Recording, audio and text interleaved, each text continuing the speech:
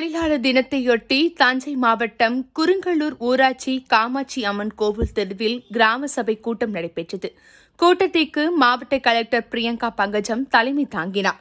துரை Chandrasekaran MLA, ஊரக வளர்ச்சி முகாமின் திட்ட இயக்குநர் பாலகணேஷ் ஆகியோர் முன்னிலை வகித்தனர். அப்போது கலெக்டர் பேசியதாவது, தஞ்சையில் உள்ள 539 ஊராட்சிகளிலும் தொழிலாளர் தினத்தையொட்டி சிறப்பு கிராம சபை கூட்டம் நடைபெற்று வருகின்றது.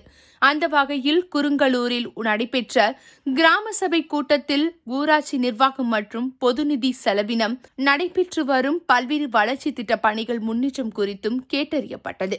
மேலும் அனைத்து கிராம அண்ணா மறுமலர்ச்சி திட்டம், மகாத்மா காந்தி தேசிய ஊரக வேலை உறுதி திட்டம், ஊட்டச்சத்து இயக்கம், நெகிழி பொருட்கள் உற்பத்தி தடை செய்தல், தூய்மை பாரத இயக்கம், ஜூல் ஜீவன் திட்டம், கலைஞர் மகளிர் உரிமை திட்டம் போன்ற பல்வேறு திட்டங்கள் குறித்தும் கிராம சபை கூட்டத்தில் விவாதிக்கப்பட்டது.